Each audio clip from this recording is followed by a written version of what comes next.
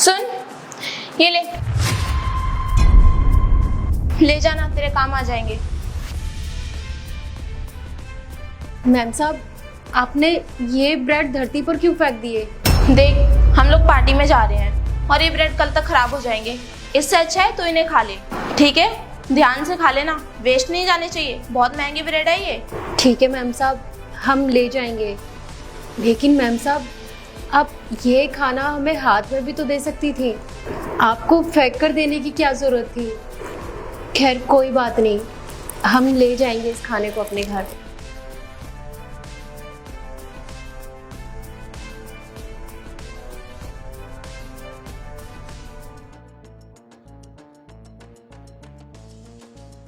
नेहा, वो तुमने बचे हुए ब्रेड उस काम वाली को क्यों दे दिए? और तुमने वो ब्रेड जमीन में क्यों फेंके? हाथ में भी तो पकड़ा सकती थी।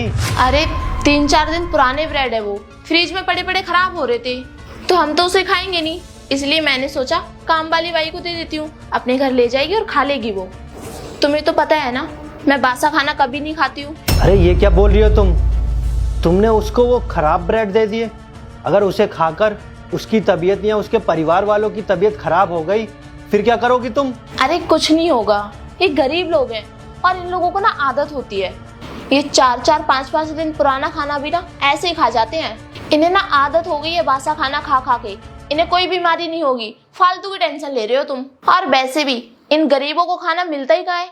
मैं इसे खाना देकर ना इसकी मदद ही कर रही हूँ। अरे यार नेहा, तुम कैसी बात कर रही हो? तुम्हें जरा भी शर्म नहीं आ रही ये सब बोलते हुए?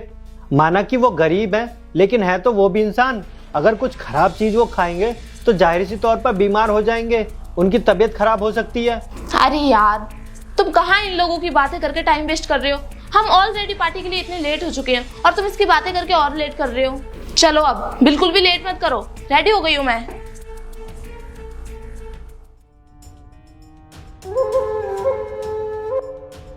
अबे ओ नौकरानी, ये क्या कर रही है तू? क्या हुआ मैम साहब?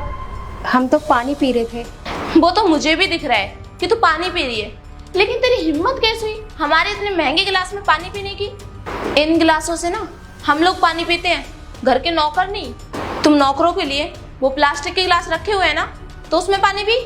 आज तो तुझे छोड़ रही हूँ, अगर आगे से तुझे इस गिलास में पानी पीते हुए देख लिया ना, तो छोड़ूंगी नहीं तुझे मैं। माफ़ करिएगा मैम साहब, हमें पता नहीं था कि हमें इस गिलास से पानी नहीं पीना। खैर आप परेशान मत होइए, हम ये गिलास अभी धो देते हैं। रुक, तुझे क्या लगता है अब मैं तेरे झूठे गिलास में पानी पीऊंगी? चुपचाप इसे डस्टबिन में डाल दे। और हाँ, खबरदार अगर आगे से तूने इन गिलासों को हाथ भी लगाया तो। और हाँ सुन, ये जो गिलास तूने मेरा इतना महंगा खराब किया है ना, इसके पैसे मैं तेरी तनख्वाह से काटूंगी। पर मैम साहब, हम बता तो रहे हैं, हमें पता नहीं था, इसलिए हमसे ये गलती हो गई। पर आप इसके पैसे हमारी तनख्वाह से क्यों काट रही हैं? हम वैसे ही इतने परेशान चल रहे हैं। नुकसान तूने किया है तो भला मैं क्यों भरपाई करूं इस नुकसान की? हाँ, अब खड़े खड़े मेरा मुंह क्या देख रही है?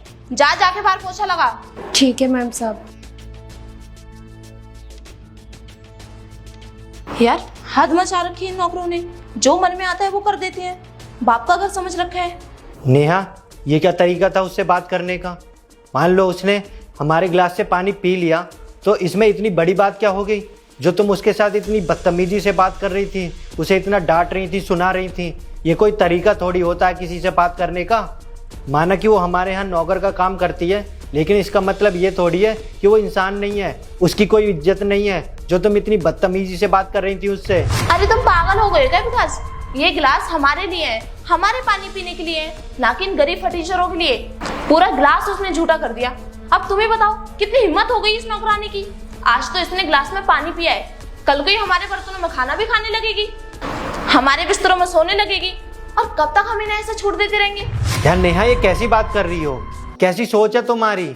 ये छुआछूत की चीजें पहले चलती थी, पहले के जमाने में लोग मानते थे, और तुम इतनी मॉडर्न होके इतनी हाई सोसाइटी में रह रही हो और फिर भी तुम इस पर यकीन करती हो, छुआछूत मानती हो। अरे तुम नहीं जानते विकास, ये गरीब लोग ना झुग्गी झोपड़ी से उठकर आते हैं, हाइजीन का ख्याल तो रहता नहीं है इन्हें। आज इसने हमारे गिलास से पानी पिया है, कल को हमारे रिश्तेदार आएंगे, वो इस गिलास से पानी पियेंगे, हम इस गिलास से पानी पियेंगे, तो हम बीमार नहीं पड़ जाएंगे क्या?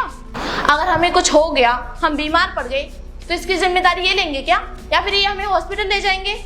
देखो तुम ना इसकी ज्यादा तरफदारी मत करो, ये घर मेरा भी है और मैं अच्छे से जानती हूँ कि मुझे किसे कैसे हैंडल करना है। इन गरीब फटीचरों को अगर हम उंगली थमाए ना तो ये पूरा हाथ पकड़ लेते हैं। इसीलिए जो मैंने किया है ना बिल्कुल सही किया है।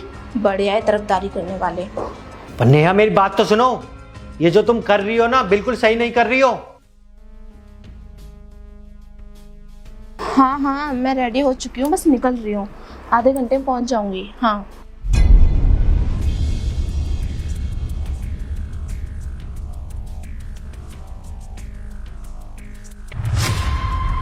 अरे मैम साहब को क्या हुआ? मैम साहब तो चक्कर खा के गिर गई। अब क्या करें? मैम साहब, मैम साहब। नहीं, कहीं ऐसा ना हो कि हम बेड पर बैठे और मैम साहब नाराज हो जाएं हमसे। मैं एक काम करती हूँ, मैं जल्दी से डॉक्टर को फ़ोन करके यही बुला लेती हूँ और साहब को भी बुला लेती हूँ कि मैम साहब को कुछ हो गया है, जल्दी घर आ जाएं। ये लीजिए डॉक्टर साहब, वैसे अब तो घबराने की कोई ज़रूरत नहीं है, कोई दिक्कत तो नहीं है ना मेरी पत्नी को? घबराने की कोई ज़रूरत नहीं है और सब कुछ ठीक है। बाय द वे बहुत बहुत बधाई, आप बाप बनने वाली हो। क्या सच में? इसी वजह से उनका ब्लड प्रेशर ज़्यादा हाई हो गया था और वो बेहोश हो गई थी। और ऐसे प्रेगनेंसी में तो ये सब होता रहता है, बस आपको उनका ध्यान रखना चाहिए। और हाँ, एक बात और बताना चाहूँगा, जो आपकी मेड है वो बहुत समझदार है। कैसे डॉक्टर साहब? क्योंकि उसने सही टाइम पर कॉल करके मुझे यहाँ बुला लिया। अगर वो सही टाइम पर मुझे यहाँ नहीं बुलाती तो आपके बच्चे को और आपकी वाइफ को बहुत बड़ा खतरा था। क्योंकि कभी कभी ज़्यादा ब्लड प्रेशर हाई होने की वजह से दिमाग काम करना बंद कर देता है, जिसकी वजह से माँ को तो खतरा होता ही, बच्चे को भी खतरा हो जाता। खैर, आगे आप ध्यान रखना, बाकी कोई दिक्कत परेशानी हो तो मुझे कॉल करके बुला लेना। ठीक है डॉक्टर साहब। ठीक है, मैं चलता हूँ। मैम साहब, अब आपकी तबीयत कैसी है? काजल, ये लो, कुछ पैसे हैं, रख लो। साहब, आप ये पैसे हमें क्यों दे रहे हैं? अरे रख लो, घर जाते वक्त अपने बच्चों के लिए मिठाइयाँ और कपड़े लेते जाना। खुशखबरी की बात है, तुम्हारी मैम साहब माँ बनने वाली हैं। क्या सच में साहब जी? मैम साहब माँ बनने वाली हैं? ये तो बहुत खुशी की बात है। आपको बहुत बहुत बधाई हो साहब। मैम साहब, आपको भी बहुत बहुत बधाई हो। विकास, प्रेग्नेंट मैं हुई हूँ और तुम मुझे कॉन्ग्रेचुलेशन बोलने की जगह इस नौकरानी के साथ खुशियां मना रही हो, और तुम इसे पैसे भी दे रहे हो। क्या जरूरत है ये सब करने की? हाँ, क्योंकि हमारी खुशियों का सबसे बड़ा कारण काजल ही है। इसी की वजह से आज हम इतने खुश हैं और मिठाइयाँ बांट रहे हैं। मतलब कहना क्या चाहते हो तुम? अभी समझाता हूँ। काजल ही थी जब तुम बेहोश हो गई थी, उसी ने डॉक्टर को बुलाकर तुम्हें दिखाया। अगर ये थोड़ा भी लेट हो जाती या फ़ोन नहीं करती डॉक्टर साहब को तो तुम्हें या तुम्हारे बच्चे को खतरा हो सकता था, क्योंकि अचानक से जिस तरह तुम्हें चक्कर आए और एक साथ तुम बेहोश होकर गिर गई थी तो कुछ भी हो सकता था। लेकिन इसने सूझबूझ दिखाई और तुरंत डॉक्टर को बुलाया। देखो, ये वही लड़की है जिसकी तुम इतनी बेइज्जती कर रही थी। इसको गिलास में पानी पीने तक के लिए मना कर दिया था, क्योंकि ये गरीब है और इसकी गरीबी देखकर तुमने इसे जज किया था। क्या बोल रही थी इससे कि ये प्लास्टिक के गिलास से पानी पिए, हमारे गिलास से पानी नहीं पी सकती है। अब देखो, इसी ने तुम्हारी जान बचा दी। तुम्हारे कोई हाई स्टेटस वाले रिश्तेदार काम नहीं आए, ना तुम्हारे दोस्त, ना परिवार वाले, कोई नहीं था तुम्हारे साथ जब तुम बेहोश पड़ी थी। बस यही थी तुम्हारे पास, इसने तुम्हारी मदद की और इसी की वजह से आज हमारा बच्चा और तुम बिल्कुल सुरक्षित हो।